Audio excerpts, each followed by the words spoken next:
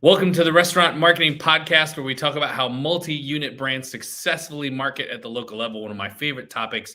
Today in the show, we welcome Jayson Tipp of Pokeworks. If you love poke, you have definitely heard of Pokeworks. They are the leading, fastest-growing, fast-casual poke brand in the world with 64 locations. Using sustainable seafood and fresh produce sources, they create crave-worthy dishes like their sushi burrito. I know lots of people who talk about this all the time. Jayson himself, he's been in the retail/restaurant industry for more than 3 decades. That is 30 plus years of us for those who are bad at math. Now, most people who have done that have typically stayed in the same lane and not Jayson. He has led teams in marketing, strategy, analytics, development, and technology at brands that you have definitely never heard of, like Starbucks and Potbelly and Papa Murphy's and Redbox and Pincho and Bridge.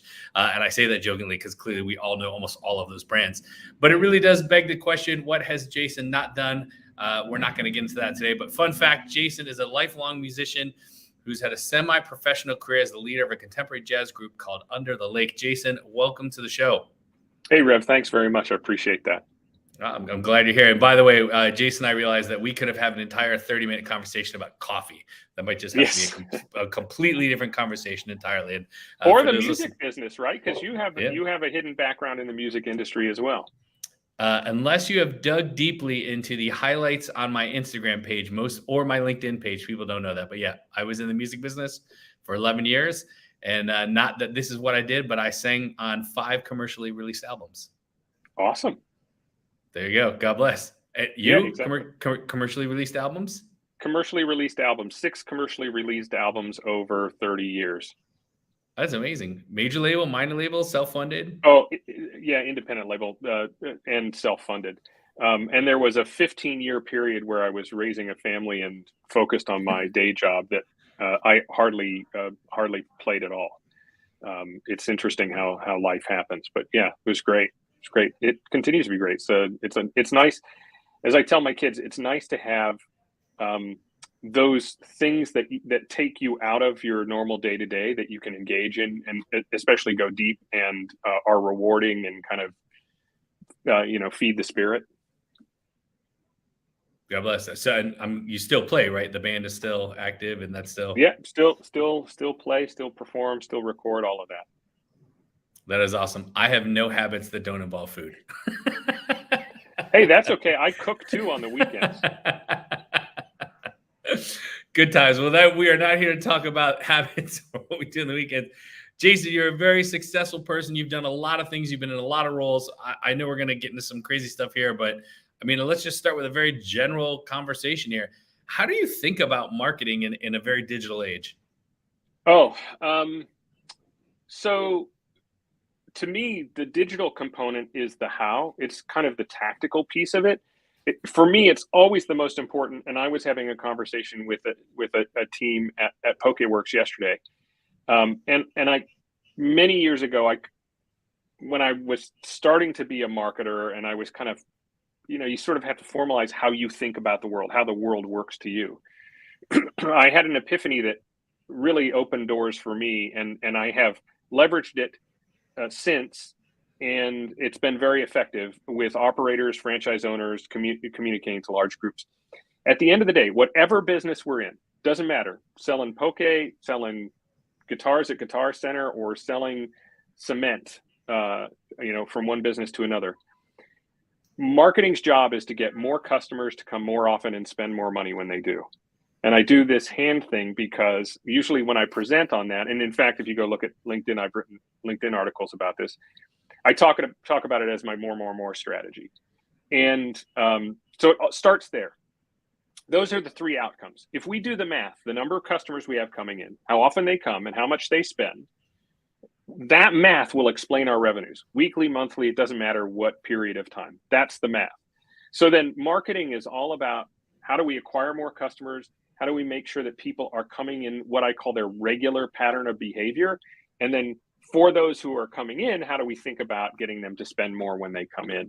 And so whether it's the digital component or any other component, it's about marrying the right offer with the right medium and the right creative, right? So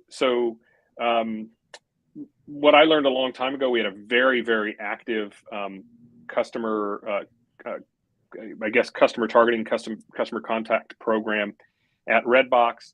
We did a lot of text messaging. This was a long time ago, before text was even as huge as it is today. And what we learned there is that particular channel worked fantastic for urgent communications. Hey, we're doing something today, come today. It's raining today, you're going to be hanging out at home, come rent from Redbox, right? Or we're going to do a deal, one day only deal. Well, I remember one time we did something like 10 days of deals, and it was a different deal every day for 10 days. And the amount of engagement was huge, but it was all that sort of urgency driven thing. So you need to think about, what outcome do I want to drive? Okay, I'm trying to drive frequency. That you don't use text, right, to necessarily acquire new customers, but I'm going to use that to drive frequency. And then the offer, the message, the content needs to be right for that particular technology.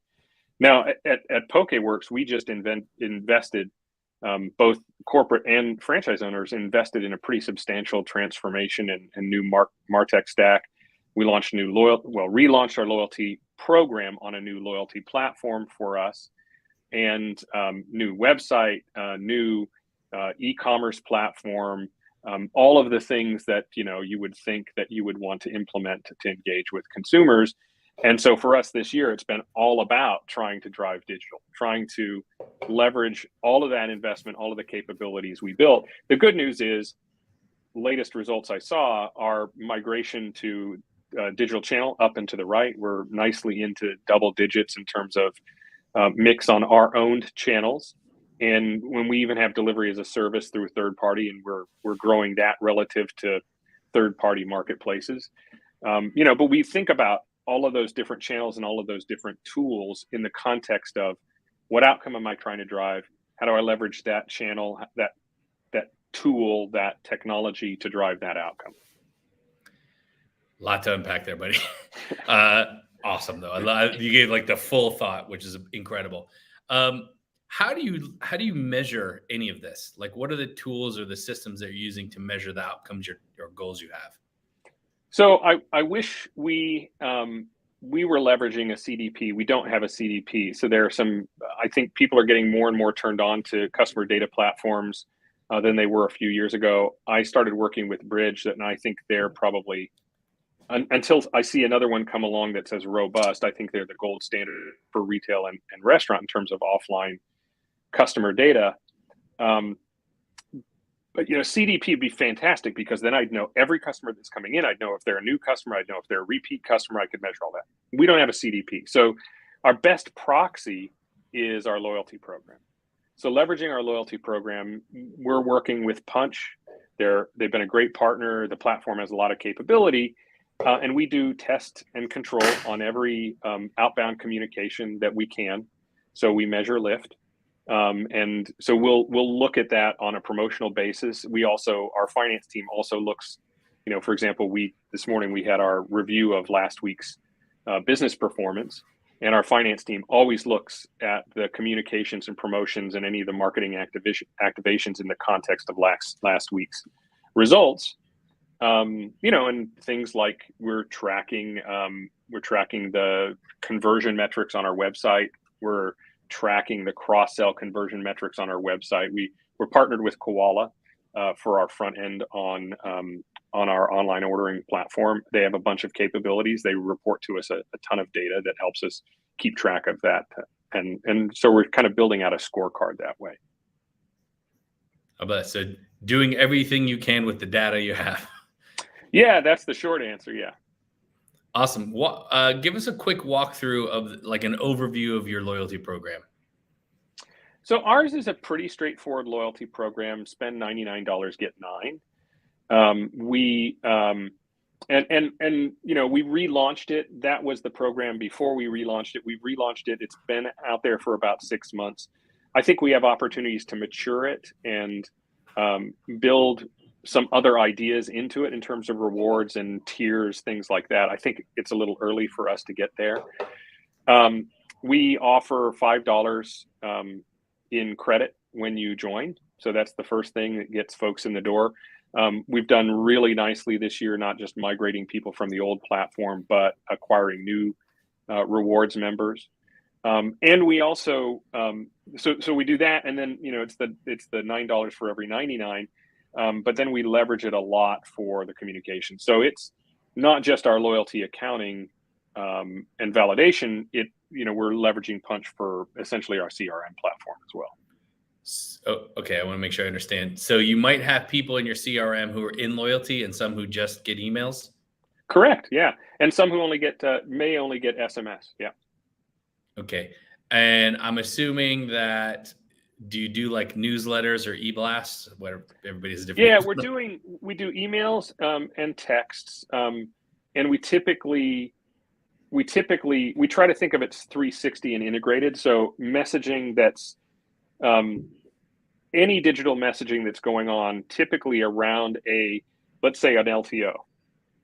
We want that message to be consistent across all of our channels at a given point in time. So if we're pushing, yesterday was a $10 Tuesday.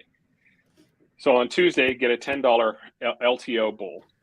That message was consistent, maybe slightly different creative, slightly different execution across all of those digital channels. It went out in text, it went out in email, it went out in app notification for people who have the app and our loyalty members, and it went out in social. Got it. Okay, so it's a pretty straightforward loyalty program. You have some people who are text, some people who are just email, some people who are maybe all three. Communication, yeah, that's correct. Communication varies based on who they are in that list. Like you might have just a newsletter, you might have loyalty, communication, etc. That's exactly right. And then we built into and are continuing to build out more sophisticated view of journeys, right? New guest journey. How do we get that guest to their second visit, their third visit, their fourth visit, recall to try to reduce the number of guests who lapse for a long time. So 30, 60, 90-day recall campaigns. And we're just starting to get into segmentation so that we're sending, you and I may see the same creative for yesterday, but you and I might see slightly different offers or messaging to drive a sense of urgency to make a transaction yesterday or today or tomorrow. Got it. So you're telling me, hey, here's a poke bowl with no seafood because I don't like it? It's interesting. So we're not quite that sophisticated yet, but that's sort of like the holy grail. So that's what we built when I was at Redbox.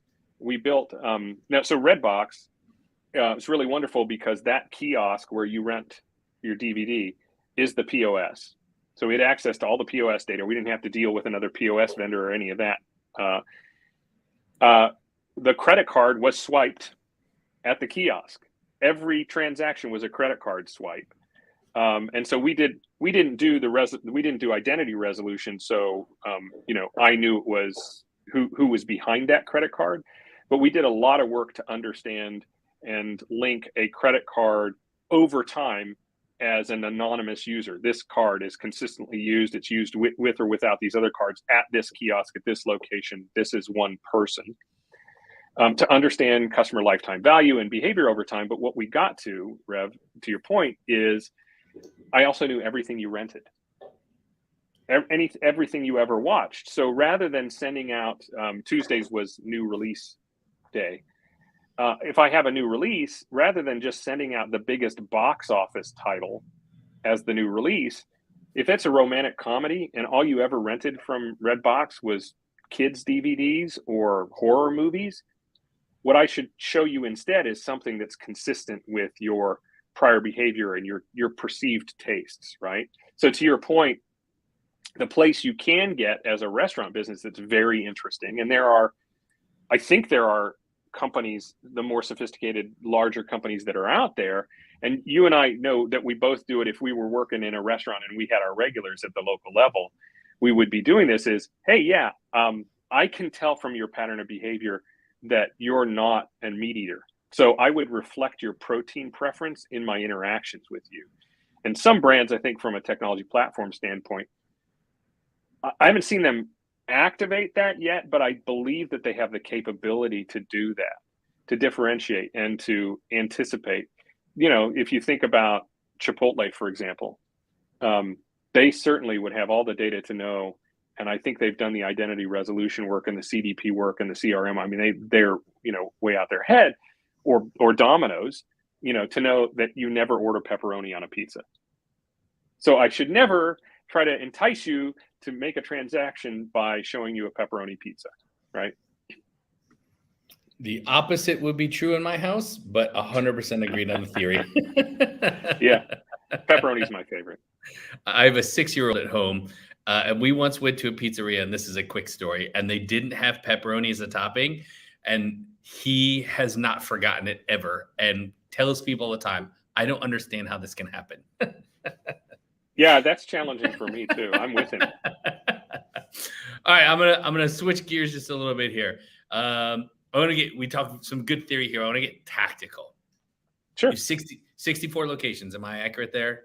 Close? Yeah, I think the latest number is 68. We've got 2 in Mexico, 1 in Taiwan, and we've got a couple of licensed locations in the U.S., 3 licensed locations in the U.S. So depending on how you do the count, I think we're up to 68, 7 of which are company-owned, and a little over 60 are traditional franchise locations.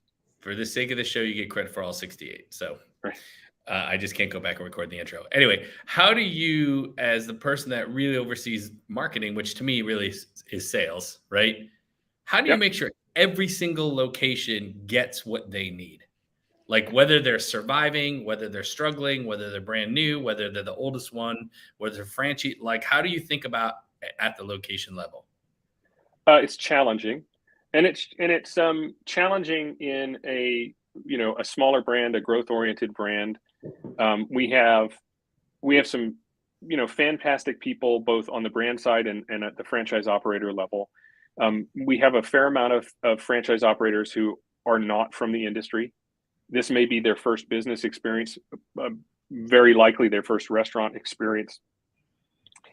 So there's a lot of building capability and a lot of teaching and a lot of informing involved. So it's a struggle. It's sort of a struggle to communicate. One of the things that we've had to do is sort of build the how-to book on, for example, new restaurant opening. How do you open a new restaurant, and use that as the leverage point to essentially educate on how do you market your restaurant?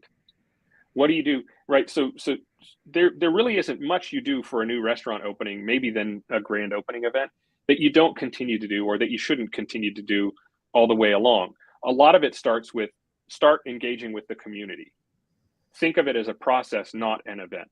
It's not a grand opening event. It's the first 90 days or first 6 months of operating. How are you going to make people aware? Sure, if I'm a Taco Bell owner operator, I've got a lot of advertising and brand halo. People know who Taco Bell is. We don't need to explain it. But Pokeworks, they may not know what Poke is. The name Pokeworks may not translate for them. They may think it's a Pokemon shop. I mean, I don't know, right? And so, we have a franchise operator who had an existing business already in the community. They had already learned that. So when they came to Pokeworks, they knew how to engage with their community like the back of their hand.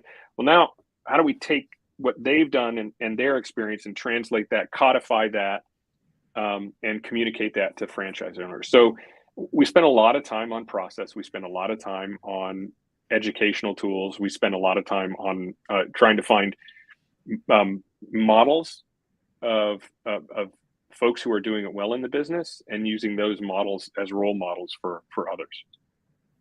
What kind of marketing is left to a franchisee? Oh, quite a bit in our business. So we manage the digital channels for the most part. Franchise owners, for example, digital is our purview. Social's our purview. We will support franchise owners. If a franchise owner wants to do something in social or digital, we're there to support them. We'll help them execute it. We'll help them with creative, all of that. But there's a ton of really important work that in our business happens at the local level.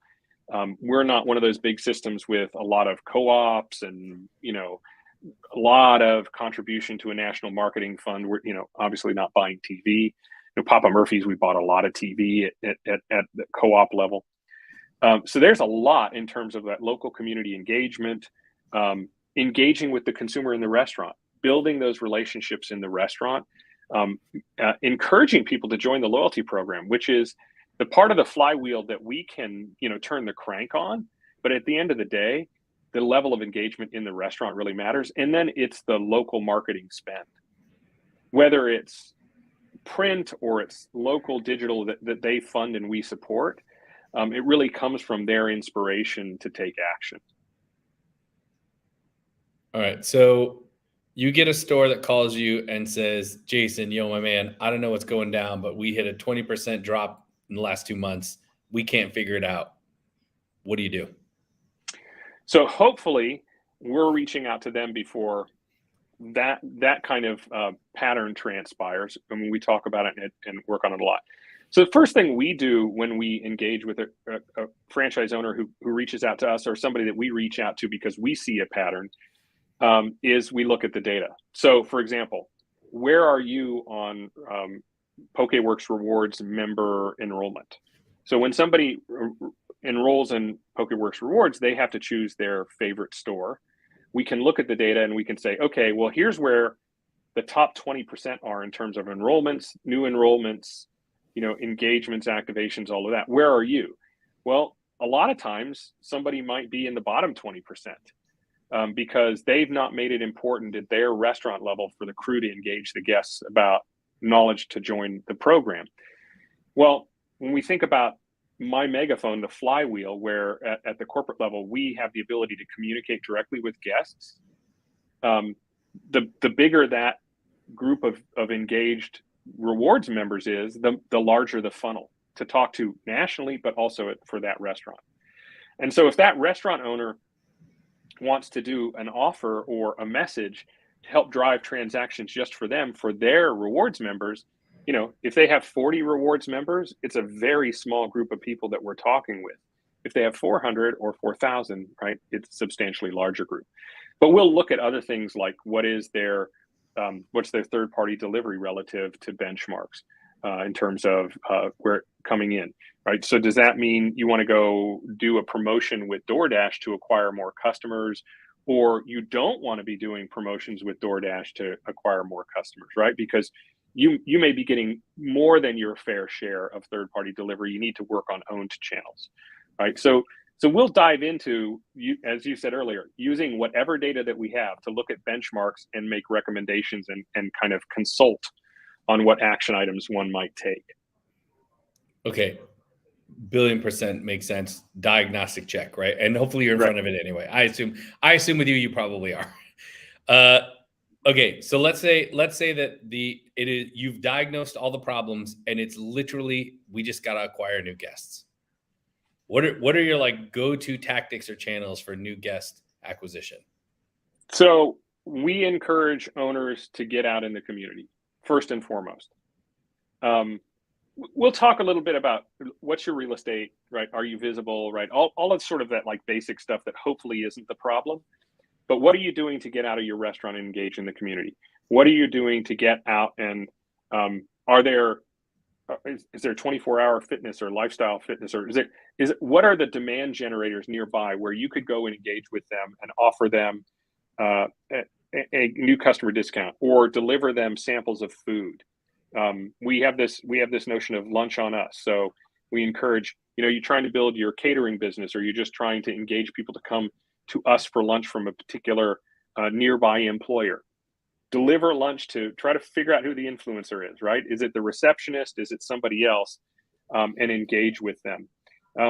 We'll encourage, in certain circumstances, we'll encourage them to invest in search marketing, right? So sometimes if there's a strong competitor, we need to be in there. We need to be a little bit higher up in search than we are, and we'll try to engage do some social advertising as well in a geo-fenced area.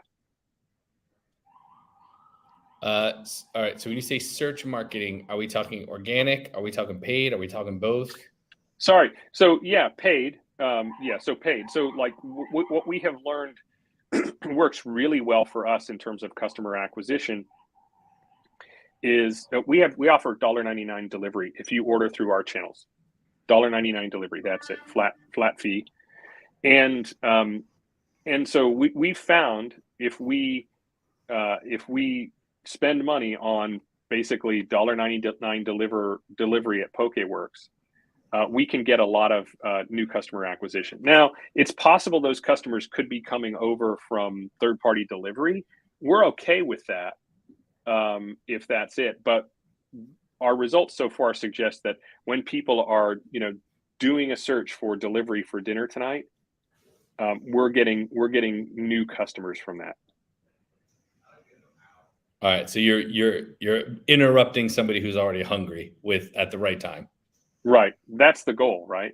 I mean, we'll go back to your original question, which was, what does marketing do? And most of the time, we're just trying to get people to do something they wouldn't otherwise do, right? God bless. Do you do any direct mail? Does that work for you? We don't do any direct mail. I've done direct mail in the past. In the way back, we'd done a lot of direct mail. I've seen it work in some cases. In other cases, it not so successful. We haven't done it so much here at Pokeworks. Our customers heavily oriented towards Gen Z and millennial, and I'm not sure direct mail does quite as well with Gen Z and millennial as it did with my generation or my parents' generation. We have looked at sort of street team programs where you can kind of engage people on the street or in nearby businesses. And in some cases seen some good pickup from that. That's why I tell you what, direct mail definitely does not work here in New York City. So yeah, that is maybe if you're handing out pizza flyers, I don't know, but it really doesn't work. All right, let's switch to acquisition. I'm sure most of your answers are going to be loyalty, but what's the best channel retention? What's the best channels for retention?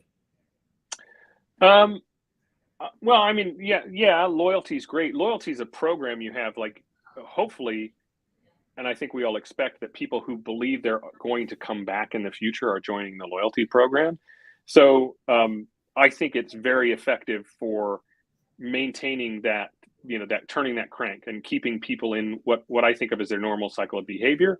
But I think having a frictionless, well-delivered experience is probably the most important thing for retention. Good customer service. I mean, one of the two things that we see most often in terms of poor ratings online for Pokeworks, when it does happen, it's poor service. Somebody doesn't feel like they were treated well, or they got rude, or not thoughtful service, right? And the second is I ordered something for pickup or delivery, and you didn't get the order right. And I'm often angry when my ranch sauce doesn't come, so I understand. Right. So that's the biggest one for me. I think if we deliver a great experience, everything after that is easier. All right, a little bit of speed round here because I want to end this on time. Yep. Do you guys reply to your reviews, or do your franchisees reply to the reviews? Does anybody reply to reviews? We have a corporate program. We have an offshore team actually that is well trained, and they reply to all of our reviews on all of our platforms every day. Love it. Awesome. How do you collect guest feedback? Every way we can. So we collect feedback through the loyalty program. We look at, as I said, all of the reviews. So we work with review trackers. They scrape all of the reviews for us. We collect, it's every channel. It's every channel. Awesome. I had like 10 other questions, of course. We were going to run out of time before I get to all my questions. But Jayson Tipp from Pokeworks, this has been awesome. I think you're an incredible thinker. I think one of the things that makes you unique in what you do is you've been on multiple parts of the organization. So you don't just think like a marketer, you understand the whole system. And I think that really aids to your own success. So well, awesome. Thanks, Rev. I really appreciate spending the time with you. Thank you. Thank you for joining us. And by the way, if you're watching this live, give us a like or a share if you thought this was great. And if you're listening to the audio podcast, please like and give us a rating and share with other people who you might think would benefit from this conversation and make it a great tasty day. Thanks, everybody. Thanks, Jayson. Awesome.